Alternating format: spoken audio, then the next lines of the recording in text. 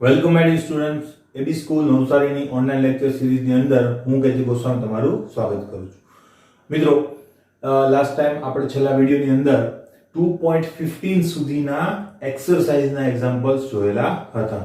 આપણે ત્યાંથી આગળ વધવાનું છે. ક્લિયર? તો જોતા જઈએ. 2. સ્વાધ્યાયની આપણે વાત કરીએ છીએ. બરાબર? 2.16 થી આપણે શરૂઆત કરીશું. ફટાફટ જોતા જઈએ શું કહેવા માંગે છે. 2.16 હવે એની અંદર છે ને બે વિભાગ છે, બરાબર, 1 and 2. તો હું પહેલા 1 નંબર લખીશ. એમાં શું કીધેલું છે? હાઇડ્રોજન પરમાણુની પ્રથમ કક્ષા સાથે સંકળાયેલ ઊર્જા તમને આપેલી છે. મિત્રો એ ઊર્જા ના આપેલી હોય ને તો પણ એ કોના જેટલી હશે? રીડબર્ગના અચળાંક જેટલી. ક્લિયર? કોઈ ટેન્શન લેવાની જરૂર નથી. આપેલી હોય કે ના આપેલી હોય આપણે એની કોઈ જરૂર છે નહીં. બરાબર? કારણ કે યાદ જ છે આપણને પ્રથમ કક્ષાની ઊર્જા હાઇડ્રોજન માટે કેટલી હશે? 2.18 × 10⁻18 પણ કેવું? માઇનસ. બરાબર? તો એક વસ્તુ ખ્યાલ છે. તો પાંચમી કક્ષા સાથે સંકળાયેલ ઊર્જા કેટલી હશે? બહુ સિમ્પલ આપણો દાખલો છે. તો તમને કીધેલું છે કે n1, હવે અહીંયા આપેલો છે ડેટા તો હું તમને એ આપી દઉં. તો n1 બરાબર 1, તો એના માટે E1 નું મૂલ્ય તમને આપેલું છે -2.18 × 10⁻18 જૂલ. માઈનસ નિશાની શું સૂચવે છે? શૂન્ય થી ઓછી ઊર્જા છે. ક્લિયર? તો આપણે n5 એટલે કે 5 માટે E5 શોધવાનું છે. ક્લિયર? તો કેવી રીતે શોધીશું? મિત્રો એક જ છે આપણી પાસે સૂત્ર, બરાબર? તેનો જ ઉપયોગ આપણે કરવાના છે. તો શું થશે? E5 is equal to minus RH Z² upon N². વાત પૂરી. બરાબર? n બરાબર શું લઈ લઈશું આપણે? n5 છે ને તો અહીંયા 5 લખો એટલે તમને મૂંઝારો ના થાય. ક્લિયર? તો અલ્ટિમેટલી માઈનસ રીડબર્ગનો અચળાંક યાદ જ હોવો જોઈએ ગુણ્યા 10⁻18 કૌંસમાં z. તો હાઇડ્રોજન માટે તો z is equal to શું થઈ જવાનું છે? 1 NO² ભાગ્યા 5 NO². ક્લિયર? તો અલ્ટિમેટલી તમે 2.18 અને ભાગ્યા શું કરશો? 25. બરાબર? એટલે તમારો જવાબ આવી જશે માઈનસ, તમારો જવાબ આવશે અલ્ટિમેટલી -0.0872 ઇન્ટુ 10⁻18. જવાબ શેમાં આવશે? જૂલ. ક્લિયર? હવે આ જવાબ પણ સાચો છે, કોઈ પ્રોબ્લેમ નથી, પણ વૈજ્ઞાનિક અંક પદ્ધતિમાં આપણે જો ફેરવીએ કે પોઈન્ટ પહેલા 1 થી 9 આંકડા સુધીમાં કંઈ હોવું જોઈએ તો માઈનસ તો એમ રહેશે. બરાબર? તો 8.72 હું જો કરી નાખું, બરાબર, તો આને ગુણ્યા મારે શું થઈ જશે? 10⁻2 ઘાત, 10⁻2 ઘાત ને 10⁻18 ઘાત શું થઈ જશે? ઘાતનો સરવાળો તો એ થશે 10⁻20 ઘાત જૂલ. તો આ આપણો આન્સર થઈ ગયો. ક્લિયર? તો ફર્સ્ટ આન્સર આપણો આવી ગયો. બોક્સમાં મૂકી દઈએ. ક્લિયર? હવે નંબર 2 ઉપર જઈએ. નંબર 2, 2 નંબર શું કહેવા માંગે છે જોઈ લઈએ. યસ, હાઇડ્રોજન પરમાણુ માટે બોહરની પાંચમી કક્ષાની ત્રિજ્યા ગણો. તો અહીંયા શું ગણવાનું છે? R5 is equal to question mark. બરાબર? પાંચમી કક્ષાની ત્રિજ્યા. તો n બરાબર શું થઈ જશે? 5. આ લખવાની જરૂર નહીં મિત્રો, પણ આપણે તે લખીએ, શરૂઆત કરીએ છીએ એટલે. ક્લિયર? તો હવે શું કરીશું? r નું સૂત્ર આપણી પાસે છે જ. બરાબર? તો શું છે સૂત્ર? પરમાણુની ત્રિજ્યા Rn is equal to A0 into n² upon z. આ ભૂલથી z² ના લખાય છે, ખાસ ધ્યાન રાખવાનું છે. હવે હાઇડ્રોજન માટે તો z is equal to શું થવાનું છે? 1 જ થવાનું છે. બરાબર? તો અલ્ટિમેટલી A0 નું મૂલ્ય યાદ હોવું જોઈએ. કેટલું છે? 52.9 ગુણ્યા n. n બરાબર કેટલું લીધેલું છે? 5. એનો શું થઈ જશે? સ્ક્વેર, અને ભાગ્યા શું થઈ જશે? 1, કારણ કે z is equal to 1 જ છે. પણ આ જવાબ શેમાં આવશે મિત્રો? પિકોમીટરનો. બરાબર? પિકોમીટરનો આ જવાબ આવશે. તો અલ્ટિમેટલી આપણો જવાબ 25 ગુણ્યા 52.9 કરશો એટલે જવાબ આવશે તમારો 1322.5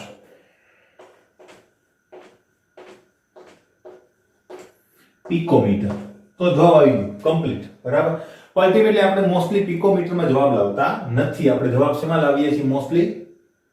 કાં તો મીટરમાં કાં તો નેનોમીટર, બરાબર. તો આપણે સેજ એ મોડિફિકેશન કરીએ, બરાબર, જસ્ટ ફોર અવર નોલેજ, બરાબર. બાકી બીજું કંઈ નથી. તમારો આ જવાબ પણ સાચો છે. પણ આપણે શું કરી દઈએ જોજો. હું નામ લખી શકું 1322.5 પિકોમીટર. પિકોનો મતલબ શું થાય? 10⁻12 ઘાત મીટર. તો આ થઈ ગયું. હવે હું શું કરું છું? એક તો જવાબ આવી ગયો મીટરનો જવાબ, બરાબર. હવે આ 12 માંથી હું 3 કાઢી દઉં, -9 ઘાત, કારણ કે હું નેનોમીટરમાં જવાબ બનાવું છું, બરાબર. તો આની અંદરથી હું 3 માઈનસ કાઢી દઉં, બરાબર. એટલે 10⁻3 ઘાત હું કાઢી દઉં, આની સાથે ગુણી નાખું, એટલે આ વસ્તુ છે ને એને 1000 વડે ભાગી નાખું, કહેવાય કે નહીં? તો શું થઈ જશે? 1.3225. 1 2 અને 3. અને આમાંથી 3 કેવા થઈ જશે? ઓછા થઈ જશે. તો અહીં કેટલા વધશે? 9 મીટર, બરાબર. તો આને હું શું કહી શકું? અહીંયા લખી નાખું છું મિત્રો, 1.32 નેનોમીટર લખાય, બરાબર. તો આ જવાબ પણ લખી શકાય, આ જવાબ પણ લખી શકાય, આ જવાબ પણ લખી શકાય. ક્લિયર? જે જવાબ આપેલો હોય પ્રમાણે તમારો જવાબ સાચો. તમે આ લખશો તો પણ સાચા છો, કોઈ પ્રોબ્લેમ નથી, બરાબર. ક્લિયર? નેક્સ્ટ એક્ઝામ્પલ જોઈએ હવે આપણે. Example number 70. સ્વાધ્યાય 2.70 નંબર પર છે, બરાબર. ફટાફટ જઈએ. પરમાણુની હાઇડ્રોજનની બામર શ્રેણીમાંની સૌથી લાંબા સંક્રમણ માટેની તરંગ સંખ્યા ગણો. હવે શું કહેવા માંગે છે જોઈ. બામર,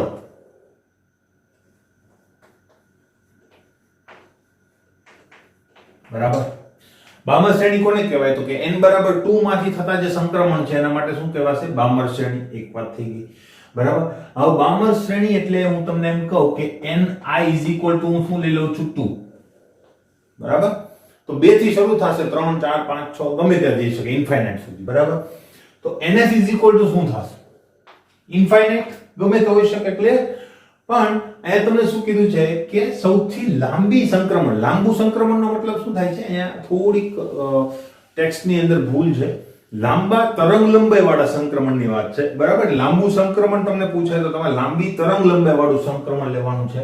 એટલે આપણે શોધવાનું શું છે? પહેલા તો લેમ્બડા મેક્સ. હવે વધુમાં વધુ ઊર્જા ક્યારે મળે? તો અહીં તમે જુઓ, બરાબર. આપણી પાસે આવા શક્તિ સ્તરો છે 1 2 3 4 5 અપ ટુ ઇન્ફાઇનાઇટ, બરાબર. તો સંક્રમણ બધા પૂરા ક્યાં થવાના છે? કે શરૂ ક્યાંથી થવાના છે? 2 નંબરથી, બરાબર. 1 નંબર તો આમાં આવશે જ નહીં, કારણ કે એ તો લાઇમેન શ્રેણી થઈ જશે, બરાબર. શ્રેણીની વાત મેં તમને કરેલી છે સૂત્રો વાળા આપણા વિડિયોની અંદર. હવે આમાંથી સંક્રમણ તો ગમે ત્યાં થઈ શકે. અહીંયા થાય, ઉપર પણ થાય અને અહીંયા પણ થઈ શકે. સૌથી નાનામાં નાનું સંક્રમણ કયું હશે કે જેના માટે સૌથી ઓછી ઊર્જાની જરૂર પડશે? તો એ આ સંક્રમણ છે કે? તો 2 પછી શું આવશે? 3. એનો મતલબ 2 માંથી 3 નંબરના શક્તિ સ્તરમાં જો કોઈ ઇલેક્ટ્રોન જાય તેના માટે સૌથી ઓછી ઊર્જાની જરૂર પડે છે. જો ઊર્જા ઓછી તો તરંગ લંબાઈ કેવી હશે? વધારે હશે. તો સૌથી નાનું સંક્રમણ એના માટે તરંગ લંબાઈ કેવી હશે? સૌથી વધારે. તો હું અહીં nf શું લઈશ? 3. આ લોજિક છે મિત્રો, ખાસ ખબર પડી જવી જોઈએ. ખબર પડી? એટલે તરંગ લંબાઈ લાંબી તો ઊર્જા ઓછી. તો ઓછામાં ઓછી કેટલી ઊર્જા લઈ અને સંક્રમણ થઈ શકે? તો એના માટે આપણી પાસે સૂત્ર છે શું? 2 થી 3 ઓછામાં ઓછું, બરાબર. એનથી નાનું સંક્રમણ તો શક્ય જ નથી, બરાબર. એટલે એનથી નાની ઊર્જાનું શોષણ પણ થશે નહીં. ક્લિયર આટલું? બરાબર. હવે આપણને બીજું શોધવાનું શું કીધેલું છે? બીજી વસ્તુ આપણને શોધવાની કીધેલી છે તરંગ સંખ્યા, એટલે કે μ બાર. એ આના ઉપરથી મળી જશે. ક્લિયર? આપણે પહેલા તો શું શોધવી પડશે? તરંગ લંબાઈ શોધવી પડશે. ક્લિયર? તો જોઈ લઈએ, બરાબર, કેવી રીતે આપણને મળશે. જો હવે આના માટે તમે શું કરી શકો? પહેલી વાત, બરાબર, આપણે જોઈ લઈએ. જો પહેલી વાત કે તમે અહીંયા 2 રીતનો ઉપયોગ કરી શકો, બરાબર. પહેલી રીત શું છે? બરાબર, પહેલી રીત એ છે રીત નંબર 1 કે જે તમારે જાતે કરવાની છે, બરાબર. રીત નંબર 1. રીત નંબર 1 શું છે? તો પહેલા તો તમે શું કરો? ડેલ્ટા E શોધો. ડેલ્ટા E કેવી રીતે મળશે? તેના માટેનું સૂત્ર છે RH 1/ni² 1/nf². Delta E મળશે. પછી ડેલ્ટા ઈ ઉપરથી તમે શું મેળવો? લેમ્બડા. તો લેમ્બડા માટેનું સૂત્ર hc/લેમ્બડા. તો આમાં ડેલ્ટા ઈ વાળું સૂત્ર યુઝ કરી શકાય. બરાબર. લેમ્બડા મળી ગઈ તો આ શું હશે? લેમ્બડા મેક્સ હશે. ક્લિયર? કારણ કે એના એને ફીટ પ્રમાણે આપણે લીધેલા છે. ક્લિયર? તો ફર્સ્ટ સ્ટેપ, બીજું સ્ટેપ અને પછી ત્રીજું સ્ટેપ શું લેવાનું છે? મ્યુ બાર કેવી રીતે મળશે? તો કે 1/લેમ્બડા. થઈ ગયું? તો આ રીતે તમે મેળવી શકો. રીત નંબર 1. આની પ્રેક્ટિસ તમે કરજો. બીજી રીત કઈ છે?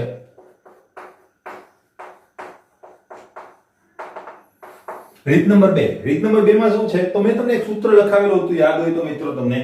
બરાબર. કયું સૂત્ર?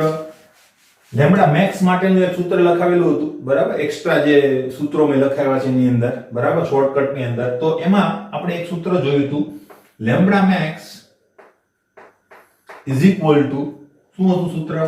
n1² into n2² upon n2² minus n1² into RH. બરાબર. આ સૂત્ર હતું જેમાં n2 ઇઝ ગ્રેટર ધેન શું હશે? n1. આ ખાસ ધ્યાન રાખવાનું. ગમે તે હોય. બરાબર. n2 n1 નો મતલબ 2 ને 1 નથી. પ્રારંભિક અને અંતિમ છે. તમે f પણ લખી શકો, ni અને nf પણ લખી શકો. ક્લિયર? બરાબર. પણ આપણે સૂત્ર આ રીતે લખ્યું છે એટલે મેં આ રીતે લખ્યું. ક્લિયર છે? હવે જો તો n1 બરાબર હું શું લઈ લઈશ? હવે થોડીક વાર તમે ધારી લો કે n1 બરાબર 2 છે અને n2 બરાબર શું છે? 3. બરાબર. n2 મોટો હોવો જોઈએ. તો આની અંદર કિંમતો મૂકો, કામ થઈ ગયું પૂરું. બરાબર. તો જો n1 કેટલું થશે? 2. બામર શ્રેણી છે એટલા માટે સ્ક્વેર ઇન્ટુ n2 કેટલું થશે?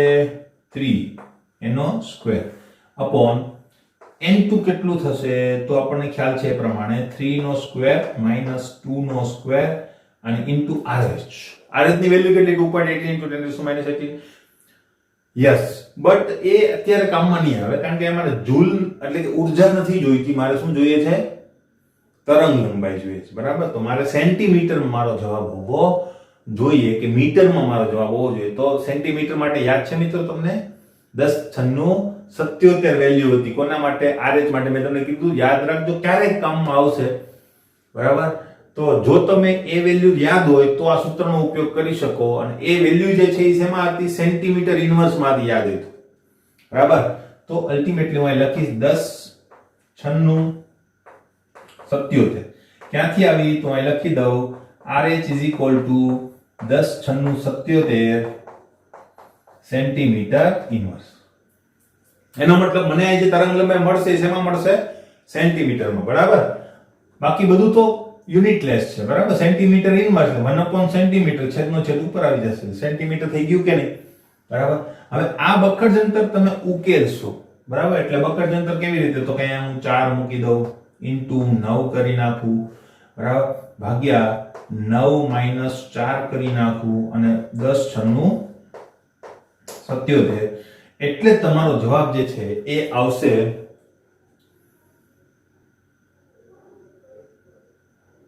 6.56. કરી લેજો મિત્રો. ગુણ્યા 10⁻5 પણ સેન્ટીમીટર. એકમ ઉપર ધ્યાન હોવું જોઈએ ખાસ. બરાબર. ક્લિયર? હવે જવાબ આવી ગયો. આમ તો કોઈ વાંધો નથી, પણ અલ્ટિમેટલી આપણી ગણતરી શેમાં થાય છે? મીટરમાં. બરાબર. એટલે આપણે મીટરમાં એને કન્વર્ટ કરવું જોઈએ. તો સેન્ટી બરાબર શું થશે? 10⁻2. તો જો હું અહીંયા 10⁻2 લખું તો 10⁻2 અને 10⁻5 તો શું થઈ જશે? ઘાતનો સરવાળો. ઘાતનો સરવાળો થાય તો કેટલી ઘાત થઈ જશે? -7. બરાબર. તો અહીં જો તો લેમ્બડા મેક્સ મળી ગયું. ડાયરેક્ટ તમારે આ જફા કરવી પડી નહીં. તો 6.56 into 10⁻7 મીટર. તમારો જવાબ લેમ્બડા મેક્સ મળી ગયું. બરાબર. એક વસ્તુ મળી ગઈ. હજુ આપણે મ્યુ શોધવાનું બાકી છે. તો હવે એની વાત કરી લઈએ.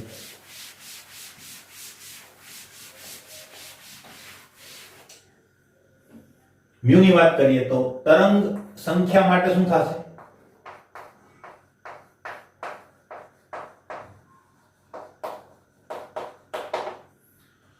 તરંગ સંખ્યા mu is equal to 1 upon lambda. આ આપણું સૂત્ર છે તેની અંદર મૂકી દો આમ પૂરું 6.56 into 10 raised to minus 7 metre છે એટલે મીટર ઇન્વર્સ માં આપણો જવાબ આવી જશે બરાબર. તો 7 ઉપર જશે તો પ્લસ 7 થઈ જશે 1 upon 6.56 એટલે 0 પોઈન્ટ માં જવાબ આવશે. આનો જવાબ લગભગ 0.1524. આનો જવાબ આ બેનો ભાગાકાર કરશો એટલે 0.1524 ગુણ્યા 10 ની 7 ઘાત. હવે વૈજ્ઞાનિક અંક પદ્ધતિમાં ફેરવી દઉં તો 1.524 into 10 raised to 6 metre inverse મારો જવાબ થશે અને આ મારો આખરી જવાબ. ક્લિયર? તો આ શોર્ટમાં પતી ગયું. આ તમારે થોડુંક લાંબુ થઈ જાય. આની પ્રેક્ટિસ પણ કરજો જેથી કરીને તમને સાદું રૂપ આપવામાં થોડી પ્રેક્ટિસ થાય. જવાબ તમારો આની આજુબાજુ આવવો જોઈએ. હવે 6.56 ના બદલે તમારો 6.50 આવે, 6.51 આવે, 6.49 આવે. તમે સાચા છો, કોઈ દિક્કત છે નહીં. ક્લિયર? અને એક્ઝેક્ટ આવે તો વેરી ગુડ. ક્લિયર? સાચો જવાબ લાવવા માટે એક હિન્ટ આપી દઉં તમને મિત્રો. તમારે શું કરવાનું ખબર કે પોઈન્ટ પહેલા બરાબર જે આંકડો હોય તે એને બદલવાનું નથી. બરાબર? માનો કે મારી પાસે 103 પોઈન્ટ પછી છે ને શૂન્ય સિવાય બરાબર શૂન્ય સિવાયના 4 આંકડા લખો without round figure. Round figure નહીં કરવાનું, કોઈ પણ પ્રકારના અર્થસૂચક અંકોનો જે નિયમ છે એ પાળવાનો નહીં. બરાબર? માનો કે તમારી પાસે 4 5 6 7 8 9 આવો જવાબ આવ્યો તમારા કેલ્ક્યુલેટરની અંદર, તો તમે મિનિમમ 4 આંકડા લખો. રાઉન્ડ ફિગર કરવાની જરૂર નથી. એવું નથી કરવાનું કે 8 છે તો હું કેટલા કરી નાખું, 7 ના 8 કરી નાખું. એવું નહીં કરવાનું. ખાલી આને ઓમેટ કરી દો બસ. આ જ વસ્તુ લઈને આગળ જાઓ. તમારો જવાબ મોસ્ટ ઓફ એકદમ એક્ઝેક્ટ નો મતલબ તમારા સાચા જવાબની એકદમ નજીક આવશે, જેમાં તમારે નજીકનો જવાબ જોવો પડશે. તો આ હિન્ટ યાદ રાખજો. ક્લિયર? નેક્સ્ટ જોઈએ નેક્સ્ટ દાખલા. નેક્સ્ટ સ્વાધ્યાયના આપણે દાખલા ઉપર જો જઈએ બરાબર. તો સ્વાધ્યાય દાખલા નંબર 2.18 17 સુધી આપણે જોયું. હવે 18 થી શરૂઆત કરીએ. બરાબર? શું કહેવા માંગે છે જોઈએ. હાઇડ્રોજન પરમાણુની બોહર કક્ષા 1 માંથી બોહર કક્ષા 5 માં ઇલેક્ટ્રોન મોકલવા માટે, એટલે કે બોહર કક્ષા 1 માં એમાંથી શેમાં જાય છે 5 માં. તો હું એક વસ્તુ લખી નાખું કે ni શું છે 1 અને nf શું છે 5. ફાઇનલ? બરાબર? ઇલેક્ટ્રોન મોકલવા માટે કેટલા જૂલ ઊર્જાની જરૂર પડશે? કેટલા જૂલ ઊર્જા તમને માંગેલું છે? સંક્રમણ ઊર્જા. કેટલા જૂલ ઊર્જાની જરૂર પડશે? ધરા અવસ્થામાં ઇલેક્ટ્રોનને પાછો આવે ત્યારે, ધરા અવસ્થા એટલે n = 1, પાછો આવે ત્યારે ઉત્સર્જિત થનાર પ્રકાશની તરંગ લંબાઈ કેટલી હશે? એટલે આને અનુરૂપ આપણે શું શોધી નાખીશું? લેમ્ડા. ધરા અવસ્થામાં ઇલેક્ટ્રોનની ઊર્જા -2.18 × 10⁻11 અર્ગ છે. એ અર્ગમાં આપેલી છે. એક જૂલ બરાબર 10⁻7 ઘાત અર્ગ થાય. બરાબર? તો અલ્ટિમેટલી તમે 10⁻7 ઘાત ત્યાં મૂકી દો, ગુણી નાખો એટલે 10⁻18 ઘાત જૂલ થઈ ગયું કે નહીં. અને એ વેલ્યુની આપણે કઈ જરૂર પણ નથી, કારણ કે આપણને RH ની વેલ્યુ યાદ જ છે 2.18 × 10⁻18. એટલે એ વેલ્યુ આપેલી હોય ના આપેલી હોય આપણને કોઈ ફરક પડતો નથી. ક્લિયર? તો જોઈ લો. હવે શું કરીશું અહીંયા? બરાબર? હવે આ દાખલો છે ને તમને હોમવર્કમાં આપું છું, હું નહીં કરો, કારણ કે આવા દાખલાઓ આપણે ઘણા બધા કરેલા છે જ ઓલરેડી, પણ તમને હિન્ટ આપી દઉં સાથે કરજો. બરાબર? હવે તમારે અહીં શું કરવાનું છે? બહુ સિમ્પલ, હમણાં જસ્ટ કર્યું તે જ કરવાનું છે. બરાબર? તો સંક્રમણ ઊર્જા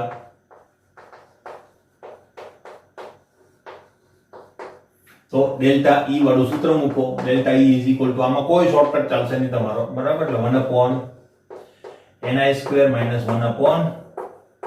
1/nf². જૂલમાં મળી જશે તમને. બરાબર? આ રીતની વેલ્યુ કેટલી લેવાની છે યાદ રાખજો. અર્ગમાં નહીં લઈ લેતા. ક્લિયર? નહીં તો જૂલમાં જવાબ નહીં આવે. તમારો જવાબ શેમાં આવશે? જૂલમાં નહીં, અર્ગમાં આવશે. બરાબર? તો તમારી તરંગ લંબાઈ ખોટી પડશે અલ્ટિમેટલી. એટલે અહીંયા લેવાનું છે 2.18 × 10⁻18. અને અહીંયા જે ડેલ્ટા E આવે એને અનુરૂપ તમારે શું શોધી નાખવાનું? લેમ્ડા. તો લેમ્ડા માટેનું સૂત્ર શું છે? Delta E = hc/λ. લેમ્ડા આ બાજુ લઈ લો તો hc/ΔE. આ જૂલમાં હોવું જોઈએ. બરાબર? તો જ જવાબ સાચો આવશે, નહીં તો નહીં આવે. = જે આવે તે તમારો જવાબ. બરાબર? કરી લેજો. ક્લિયર? આના આન્સર તમારા અલ્ટિમેટલી આવશે ડેલ્ટા E નો આન્સર આવશે તમારો, આન્સર લખી દો તમને, આન્સર ડેલ્ટા E નો આન્સર છે ને તમને આવશે 2.0928 into 10⁻18 જૂલ. હવે જો અહીંયા તમને n બરાબર 1 માંથી n બરાબર 5 માં જવાનું કીધું છે એટલે ઊર્જાનું શોષણ થશે, બરાબર. હવે તમને પહેલેથી જ કીધું હોત કે n બરાબર 5 માંથી 1 માં જાય છે તો આ જવાબ જે છે આનો જ આવશે, પણ કેવો આવશે? માઈનસ આવશે, કારણ કે ત્યાં ઉત્સર્જન થાય છે. અહીંયા શું થશે? શોષણ થશે. ક્લિયર? તે વસ્તુ યાદ રાખજો. ને એ જવાબ તમારો ઓટોમેટિક જ કેવો આવી જશે? પ્લસ જ આવશે ને, એમાં કોઈ ઇશ્યુ નથી, બરાબર. લેમ્બડા તમને મળશે આ ઊર્જાને અનુરૂપ 9.498 into 10⁻8 મીટર. હવે આને તમે નેનોમીટરમાં ફેરવી શકો, બરાબર. 94 નેનોમીટર જેવો જવાબ તમારો આવી છે, બરાબર. તો એ તમારે જોઈ લેવાનું. તો એ હોમવર્કમાં જવાબ, બરાબર. આપણે અહીંયાથી અટકાવી દઈએ છીએ, જાતે કરજો. સ્વાધ્યાયનો દાખલો નંબર 19 જોઈએ શું કહેવા માંગે છે. 19 નંબર તમને કહેવા માંગે છે હાઇડ્રોજન પરમાણુની ઇલેક્ટ્રોન ઊર્જા, હાઇડ્રોજન પરમાણુની ઇલેક્ટ્રોન ઊર્જા En એક સૂત્ર છે મિત્રો, RH * 1/n². તો એ જ વસ્તુ અહીંયા લખેલી છે, તરીકે દર્શાવી શકાય. દર્શાવ્યું હોય ના આપ્યું હોય એનો કોઈ મતલબ નથી, કારણ કે આપણે એની જરૂર છે નહીં. n બરાબર 2 કક્ષામાંથી ઇલેક્ટ્રોનને સંપૂર્ણપણે દૂર કરવા માટે કેટલી ઊર્જાની જરૂર પડશે? તો ઇલેક્ટ્રોન ક્યાં છે અત્યારે? તો કે n બરાબર 2, બરાબર. અને તમારે શું શોધવાનું છે? ઇલેક્ટ્રોનને દૂર કરવા માટેની ઊર્જા, એને કહેવાય આયનીકરણ ઊર્જા. તો અહીંયા આયનીકરણ ઊર્જા તમારે શોધવાની છે.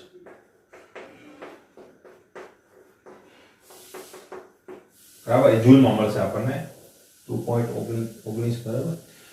ઇલેક્ટ્રોનને સંપૂર્ણપણે દૂર કરવા માટે કેટલી ઊર્જાની જરૂર પડશે? આ સંક્રમણ કરવા માટે સૌથી લાંબી તરંગ લંબાઈ સેન્ટીમીટરમાં. એટલે આ જે છે ને એ જ વસ્તુ પણ આની જ ઊર્જા, એટલે આ જે ઊર્જા છે એને અનુરૂપ તમારે તરંગ લંબાઈ શોધવાની છે, અને એ પાછી શેમાં કીધી છે? સેન્ટીમીટરમાં પાછી.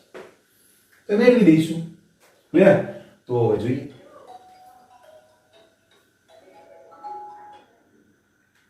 હવે જો કેવી રીતે મેળવવાના છે, બરાબર. જોજો પહેલી વાર બહુ સિમ્પલ છે મિત્રો. આયનીકરણનો મતલબ શું થાય? ઇલેક્ટ્રોનને આપણે દૂર કરી દેવાનો છે. તો આના માટે પણ બે રીત, બરાબર. હવે Ni થી 2 માંથી શરૂ કરીને તમારે એને ક્યાં મોકલી દેવાનો છે? મેં તમને કીધું જ્યારે જ્યારે આયનીકરણ થાય ને ત્યારે અંતિમ શક્તિ સ્તર શું હશે? ઇન્ફાઇનાઇટ. ક્લિયર? તો બસ આટલું મળી ગયું તો તમે ડેલ્ટા E મળી જાય. તો અહીંયા શું કરશો? રીત નંબર 1 શું? તો આયનીકરણ ઊર્જા જેને આપણે ડેલ્ટા E કહીશું, બરાબર, ઇઝ ઇક્વલ ટુ શું થશે? RH 1/ni² - 1/nf². થઈ ગયું, બરાબર. આટલું થઈ ગયું. હવે આને અનુરૂપ તમારે લેમ્બડા સુધી નાખવાનું. લેમ્બડા ઇઝ ઇક્વલ ટુ હમણાં જ આપણે સૂત્ર લખ્યું તે hc/delta E, બરાબર. તો આ થઈ જાય. હવે એ શું થશે? 1/nf² ઇઝ ઇક્વલ ટુ શું થઈ જવાનું છે? 1/∞ 1/∞ એટલે 0. તો આટલું જ બચશે કે નહીં? બરાબર. તો આપણે ડાયરેક્ટ આ લખીને પણ મેળવી શકીએ. તો રીત નંબર 2 માં એ સૂત્ર ડાયરેક્ટ મૂકવાનું. રીત નંબર 2 શું કરીશું? Delta E is equal two plus, બરાબર, માઈનસ નહીં, RH * z²/n². એટલે કોઈ પણ પરમાણુ હોય, હાઇડ્રોજન હોય કે હાઇડ્રોજન સિવાયનો હોય, તમે મેળવી શકો, બરાબર. અહીંયા તો હાઇડ્રોજન જ છે એટલે કોઈ ઇશ્યુ નથી.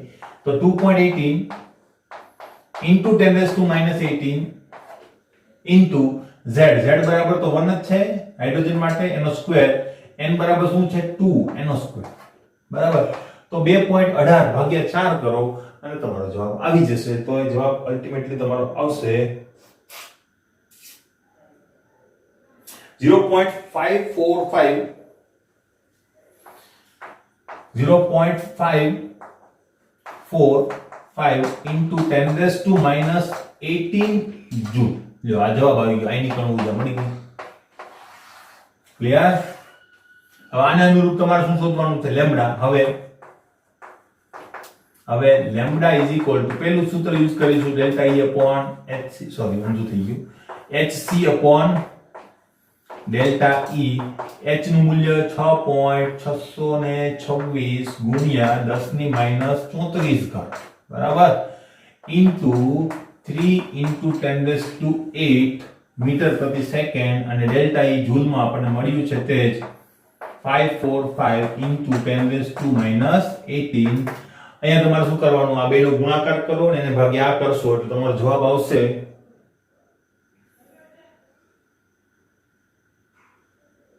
36.47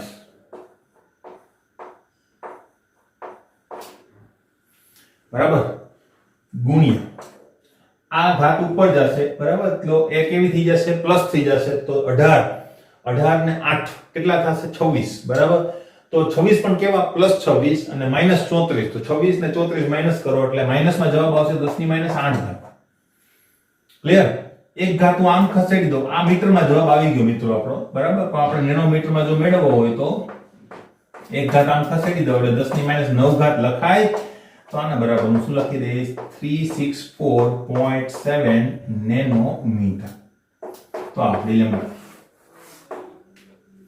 ક્લિયર આ રીતે આપણો જવાબ આવી ક્લિયર છે મિત્રો બરાબર નેક્સ્ટ દાખલા ઉપર જઈએ નેક્સ્ટ જો દાખલો જોઈએ મિત્રો સ્વાધ્યાય 2.20 શું કહેવા માંગે છે જોઈએ 2.05 into 10⁷ મીટર પર સેકન્ડના વેગથી ઘૂમતા ઇલેક્ટ્રોનની તરંગ લંબાઈ ગણો બરાબર એટલે તમને ઇલેક્ટ્રોનનો વેગ આપેલો છે તો એ લખું ઇલેક્ટ્રોનનો વેગ એને આપણે કેવી રીતે દર્શાવીએ છીએ સ્મોલ v વડે દર્શાવીએ છીએ બરાબર તો ઇઝ ઇક્વલ ટુ કેટલો છે 2.05 into 10⁷ 2.05 into 10⁷ મીટર પ્રતિ સેકન્ડ અથવા તો મીટર ઇન્ટુ સેકન્ડ ઇન્વર્સ બરાબર અને તમારે શોધવાનું શું છે ઘૂમતા ઇલેક્ટ્રોન સાથે સંકળાયેલી તરંગ લંબાઈ તમારે શોધવાની છે તો lambda is equal two question mark મિત્રો દાખલો શેનો છે તમને ખ્યાલ આવી ગયો હશે ડી બ્રોગલી બરાબર તો અહીંયા ડી બ્રોગલી નો આપણે ઉપયોગ કરીશું બરાબર પણ ડી બ્રોગલી માટે સૂત્ર શું છે h/mv તો કરીએ તો ધ બ્રોગલી સમીકરણ શું છે lambda is equal two h/mv બરાબર h કેટલું છે 2.05 into 10⁷ sorry h 6.626 into 10⁻34 upon m કેટલું થશે ઇલેક્ટ્રોનનું દળ મિત્રો યાદ હોવું જોઈએ 9.1 into 10⁻31 9.1 into 10⁻31 ઇલેક્ટ્રોનનું દળ યાદ જ હોવું જોઈએ વેગ તમને આપેલો છે એ મીટર પ્રતિ સેકન્ડમાં જોવો જોઈએ મિત્રો અને આપેલો છે તો કોઈ દિક્કત નથી કિલોમીટરમાં હોય તો તમારે એને મીટર પ્રતિ સેકન્ડમાં ફેરવવો પડે બરાબર એટલે યુનિટ ઉપર ખાસ આપણી નજર હોવી જોઈએ બસ થઈ ગયું આપણું લેમ્બડા તો મળી જશે હમણાં જ બરાબર આના ભાગ્યા આનો અને આનો ગુણાકાર તમે કરી નાખો એટલે તમારો જવાબ આવશે 3.548 into 10⁻11 બરાબર અને એ જવાબ જે છે એ તમને આવશે મીટરમાં બરાબર તમારો જવાબ ક્લિયર ગણતરી કરી લેજો ક્લિયર કદાચ અહીંયા તમારો જવાબ જે છે 0 પોઈન્ટમાં આવશે અને પછી તમારે એક જ પોઈન્ટ આમ ખસેડવો પડશે તો એ કરી લેજો જાતે બરાબર ખાલી સાદુરૂપ આપવાનું છે હવે આપણે જે નેક્સ્ટ દાખલા ઉપર ફટાફટ સ્વાધ્યાય 2.21 શું કહેવા માંગે છે જોઈએ ઇલેક્ટ્રોનનું દળ તમને આપેલું છે જો કે આપણે કઈ જરૂર છે નહીં છતાં પણ આપેલું છે તો આપણે લખીએ બરાબર ઇલેક્ટ્રોનનું દળ જેને આપણે me વડે દર્શાવીએ છીએ તો is equal two 9.1 into 10⁻31 kg બરાબર નેક્સ્ટ જો ગતિ ઉર્જા તમને આપેલી છે જેને આપણે કાઇનેટિક એનર્જી કહીએ છીએ, કેપિટલ K ઇન્ટુ E, બરાબર, ઇઝ ઇક્વલ ટુ આપેલી છે તમને 3 ઇન્ટુ 10⁻⁻25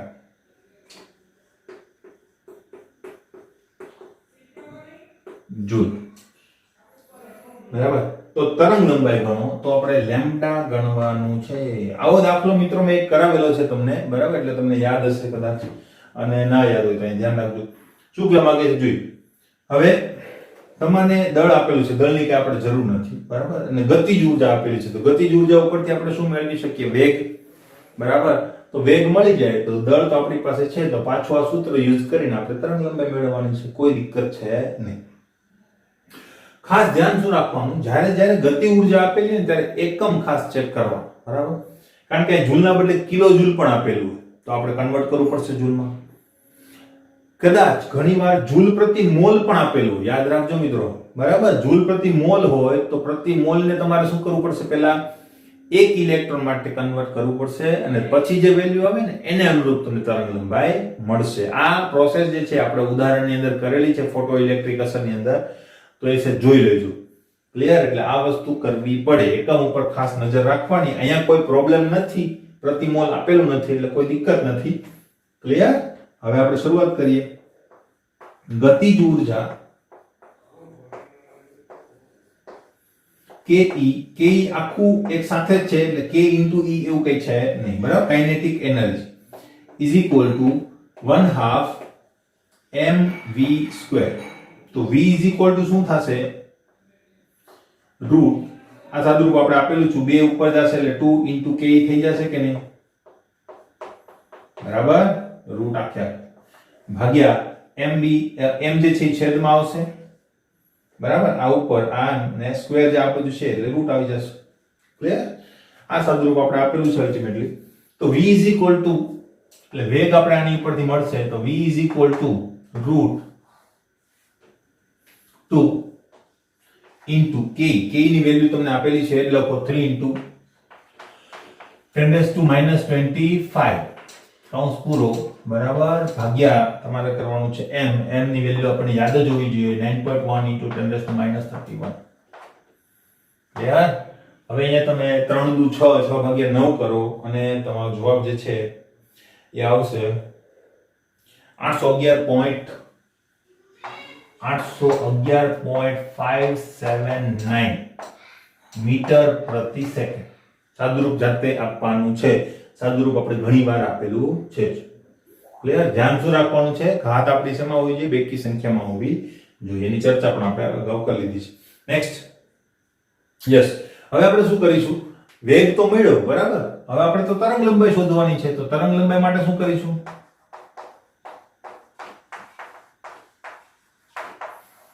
ડી બ્રોગલી સમીકરણ, lambda is equal two h/mb. તો h એટલે 6.626 into 10⁻34 upon m 9.1 into 10⁻31 into વેગ, વેગ આપણને મળ્યો તે 811.579. આ કરશો એટલે તમારો લેમ્બડા આવી જશે મીટરની અંદર. કેટલો આવશે? 8.9625. 8.9625 into 10⁻7 metre.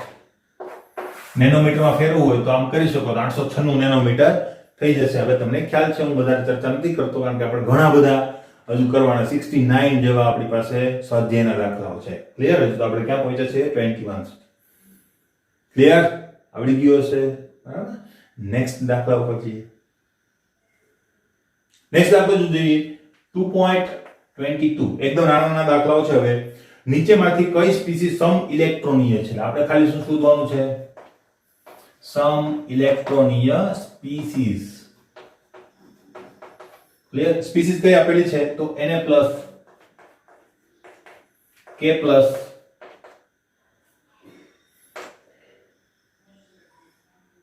Mg+2, Ca+2, S-2 અને Ar. આટલી સ્પીસીસ આપેલી છે, બરાબર. સમ ઇલેક્ટ્રોનીય માટે આપણે શું શોધવું પડશે? ઇલેક્ટ્રોનની સંખ્યા શોધવી પડશે.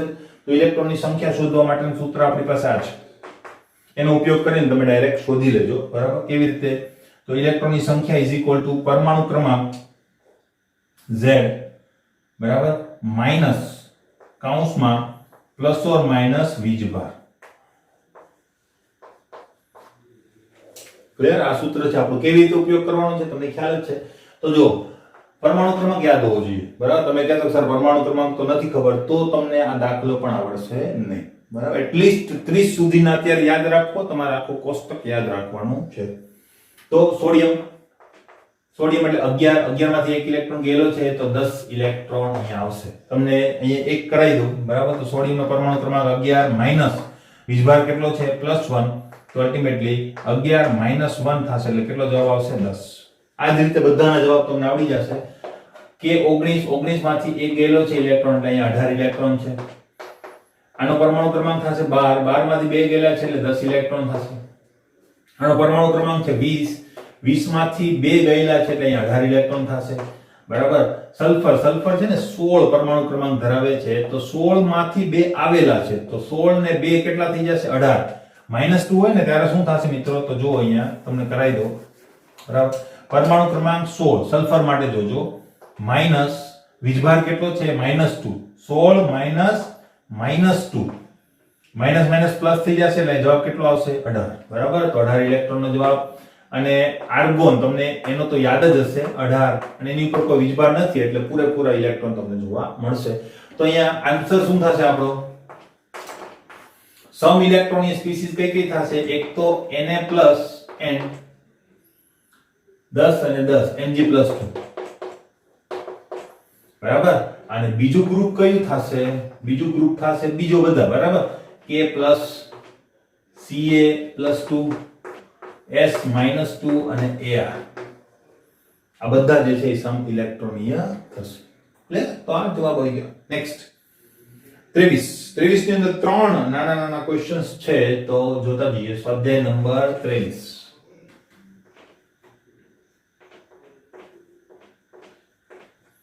એમાં એક નંબર શું કીધું છે? નીચેના આયનોના ઇલેક્ટ્રોનની બંધારણ લખો. ટૂંકમાં ઇલેક્ટ્રોન રચના. ઇલેક્ટ્રોનની બંધારણ એટલે રચના. હવે એમાં છે ને આયનો આપેલા છે, બરાબર? તો આયનોમાં શું હોય? એક ઇલેક્ટ્રોન વધારે હોય અને એક ઇલેક્ટ્રોન ઓછો. આપણે જેવી રીતે ગોઠવીએ છીએ અવબાવના નિયમ મુજબ તે જ રીતે ગોઠવી આપીશું. તો A, B, C અને D ચાર આપેલા છે. તો A આપણી પાસે છે H- B Na+, C O-2 અને D F-. બરાબર? શું કરીશું? તો જો હાઇડ્રોજનનો પરમાણુ ક્રમાંક કેટલો છે? એક ઇલેક્ટ્રોન ને એક બીજો, બરાબર? આ જ ઇલેક્ટ્રોન આ સૂત્રની મદદથી આપણે સંખ્યા શોધી શકીએ. તો એની ઇલેક્ટ્રોન રચના શું થશે? 1s1 હતી, 1s1 હાઇડ્રોજન માટે. એક નવો ઇલેક્ટ્રોન છે એટલે જેના ઉપર માઈનસ ચાર્જ છે, તો કેટલા કુલ ઇલેક્ટ્રોન થઈ ગયા? 2. ખબર પડી? નેક્સ્ટ સોડિયમ માટે પરમાણુ ક્રમાંક કેટલો છે મિત્રો? 11 લખેલો છે, તો બરાબર? આ તો 11 ઇલેક્ટ્રોન તમારે ગોઠવવાના, એટલે 1s2 2s2 2p6. આ 10 ઇલેક્ટ્રોન થઈ ગયા. 6 અને 4 10. હજુ એક ઇલેક્ટ્રોન ગોઠવવાનો એટલે 3s1. આ તટસ્થ માટે. હવે +1 નો મતલબ એક ઇલેક્ટ્રોન ગયેલો છે એટલે આ છેલ્લો ઇલેક્ટ્રોન જે છે ને, છેલ્લો ગોઠવાય ને એ જ પેલા જાય, બરાબર? તો આ ઇલેક્ટ્રોન નીકળી જશે એટલે આ ઇલેક્ટ્રોન ગયો તો S0. હવે 0 કક્ષક જે છે એ આપણે લખતા નથી, તો આ ના લખો તો ચાલે. તો આ ઇલેક્ટ્રોન રચના થઈ ગઈ તમારી. ક્લિયર? O-2 O નો પરમાણુ ક્રમાંક છે 8. એમાં નવા બે ઇલેક્ટ્રોન આવેલા. કેટલા ઇલેક્ટ્રોન થઈ ગયા? 10 ઇલેક્ટ્રોન થઈ ગયા. તો ઉપર જેવું જ થશે. 1s2 2s2 અને 2p4. આ એની ઇલેક્ટ્રોન રચના હતી 8 વાળી. એમાં નવા બે ઇલેક્ટ્રોન આવ્યા. નવા બે ઇલેક્ટ્રોન ક્યાં આવશે? p કક્ષકની અંદર. તો 4 હતા, નવા 2 આવ્યા, તો કેટલા થઈ ગયા? 6. ક્લિયર? F-1 F નો પરમાણુ ક્રમાંક છે 9. 9 ઇલેક્ટ્રોન જો તમે ગોઠવો તો 1s2 2s2 અને 2p5 આ એની ઇલેક્ટ્રોન રચના હતી, તટસ્થ હતો ત્યાં. હવે એક ઇલેક્ટ્રોન એને મેળવેલો છે, માઈનસ ચાર્જ આવ્યો કે નહીં, તો એક નવો ઇલેક્ટ્રોન ક્યાં મેળવાશે? પી કક્ષકની અંદર તો 5 હતા, એક નવો આવ્યો, કેટલા થઈ ગયા? 6. ક્લિયર? તમને એમ થશે બધાની ઇલેક્ટ્રોન રચના સમાન છે, તો હોઈ શકે, કોઈ વાંધો નહીં. આયનોની અંદર હોઈ શકે, તટસ્થ પરમાણુમાં એવું જોવા મળશે નહીં. ક્લિયર?